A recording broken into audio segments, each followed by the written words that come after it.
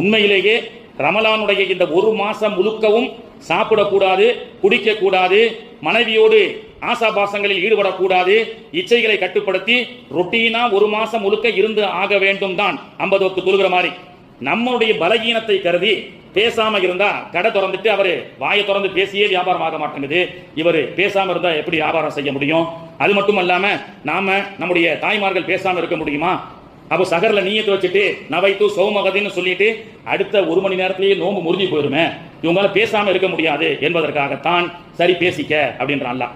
சரி பேசிக்க, சரி சாப்பிட்டுக்க, சகர் வரைக்கும் சாப்பிட்டுக்கோ அப்படின்னு எல்லாம் சொல்றான்.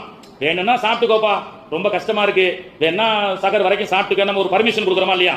சகர் வரைக்கும் சாப்பிட்டுக்க, சரி பசி எடுக்கும், இஃப்தார்ல ஏதேனும் தேவைன்னா சாப்பிட்டுக்க அப்படின்னு சொல்ற மாதிரி தான் அல்லாஹ் குர்ஆன்ல சொல்றான்.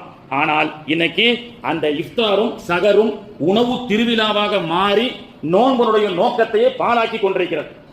இது வசந்த ரமலானே வருகன்னு நிகழ்ச்சி உலமாக்கள் வைக்கிறாங்க. அந்த பயான் நிகழ்ச்சியெல்லாம் பாத்தீங்கன்னா 10 பேர் 15 பேர் 5 பேர் சில பள்ளிவாசல்ல. ஆனால் ரமலான் இஃப்தார் கிட், கடல் பாசி, எங்கே மந்தி அப்படின்னு சொல்லி ஷார்ட்ஸ் வீடியோவில் போட்டா சப்ஸ்கிரைபர் 1 மில்லியன் பேர் பார்த்துட்டு இருக்காங்க, பெண்களும் ஆண்களும். எங்க சாப்பிடலாம், எங்க கறி சமோசா கிடைக்கும், இதுவா ரமலானுக்கு உண்டான நோக்கம்?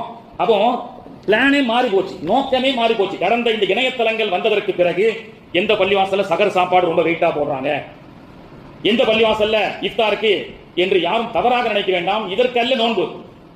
ஒரு மாசம் ஃபுல்லா பட்னி கிடக்கணும், இதான் சட்டம். வேணும்னா சாப்பிட்டுக்கன்னு அல்லாஹ் சொல்றான்னு சொன்னா, வேணும்னா பேரிச்சம்பழத்தை வச்சு நோன்பு திறந்துக்க. ரமலான் முழுக்க அல்லாஹ் அனுமதிக்கப்பட்ட இரவு நேரங்களில் நாம பகல் முழுக்க பட்னி கிடந்ததற்காக கெட்டுன்னு சாப்பிட வேண்டும் என்று சொல்லவில்லை சட்டம்.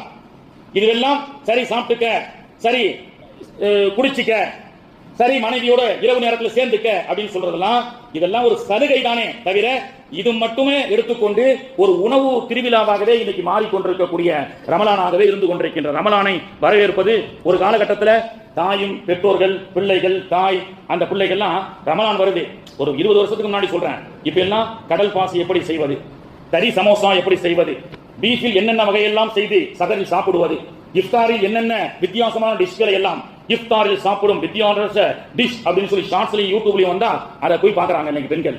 நோக்கம் அதுவா? சாப்பாடு நோக்கமா? ஒரு மாசம் ஃபுல்லா பட்னி கிடக்கணும், இதுதான் சட்டம். சரி போனா போது, நீங்க எல்லாம் பசி தாங்க மாட்டீங்க, அந்த மாதிரி நோன்பை கொடுத்தால் 2 நாள் கூட உங்களால் செய்ய முடியாது என்ற அந்த 50 வக்து 5 வக்தாக மாற்றப்பட்ட காரணத்தினால் தான் நமக்கு சலுகை கொடுக்கப்பட்டிருக்கிறது.